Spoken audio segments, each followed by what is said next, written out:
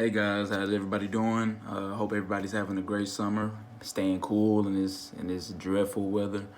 I hope you guys enjoyed the video. It was pretty inspirational to me. It was very motivational to me, and it touched on some very important points as far as to the topic I'm choosing, which is constraints in sports engagement. So basically, touching over why fans or spectators are choosing not to attend that sporting event or not to participate in a certain sport or any sports at all. Um, Basically, just touching over the things that are holding them back. Um, Me personally, I am an avid supporter of sport engagement as far as just either participating or watching, more so participating because I feel like sports give you a foundation. Nadia Comaneci, I probably pronounced her name extremely wrong. Forgive me if I did, but she was an Olympic gold medalist, and she discussed, the significance of children being in sports as it gives them sort of a structure and it teaches them the importance of goal setting and having a plan for achieving that goal. And I feel like that's very vital as a lot of the concepts that are involved with sports can be applied to everyday life as far as self motivation, as far as having that day to where you're just down and you're out and you don't feel like you can do it, picking yourself up, doing whatever you have to do to get yourself motivated to take care of that job. So I'm gonna touch over a couple points on that. To start off with a quick couple statistics, sport and recreation participation is declining across many developed countries. These are a couple points I got off the PowerPoint. And it says that 31% of the adult population worldwide is physically inactive. So that's an uncomfortable number for me personally because I feel that physical exercise is vital, to your well-being, your health, and as well as mental health, not just physical health. And another stat from the PowerPoint was from 2009 to 2013, the proportion of non-participants increased from 39% to 41%. So it's steadily going up. There's an increasing tendency of people wanting to be inactive. There are three type of constraints, and those constraints are intrapersonal, interpersonal, and structural. However, today I'm just gonna touch over intrapersonal and interpersonal. I'm sorry, I have a couple notes over here to the left of me.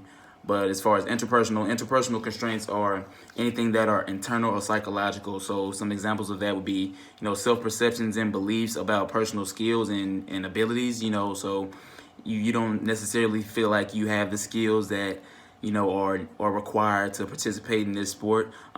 You're self-conscious about your body image. Maybe you have some cultural issues. Maybe sports are not a big thing in your family and they're not very well supported.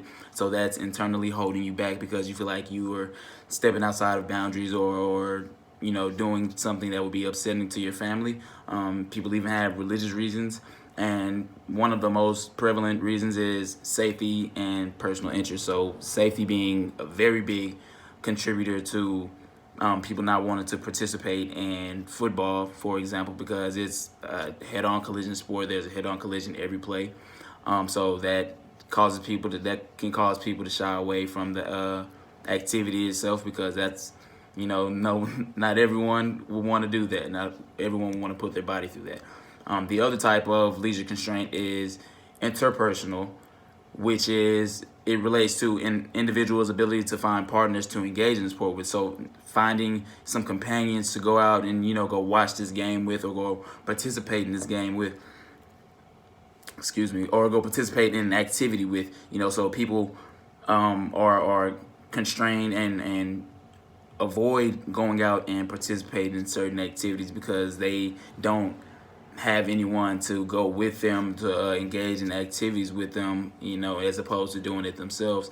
And another point from the PowerPoint is an English study reported that 34% of people participate in sports with their friends, another 23% with their spouse or partner or other family members, and 11% are members of clubs, and only 33% of individuals do sports alone.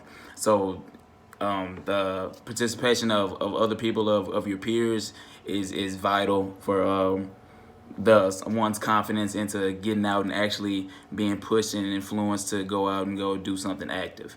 I feel like sports are, sports can be a very huge gateway for people to involve themselves and step out of their comfort zone sometimes, and push themselves to new limits, and finding out what they really have inside of them.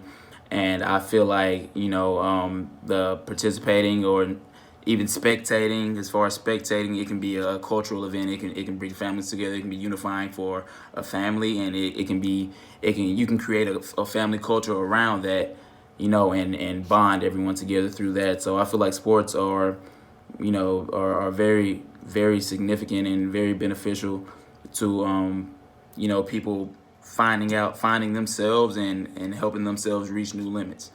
So that's all I have today. I hope you guys enjoyed it, and I'm looking forward to seeing your responses. Thank you.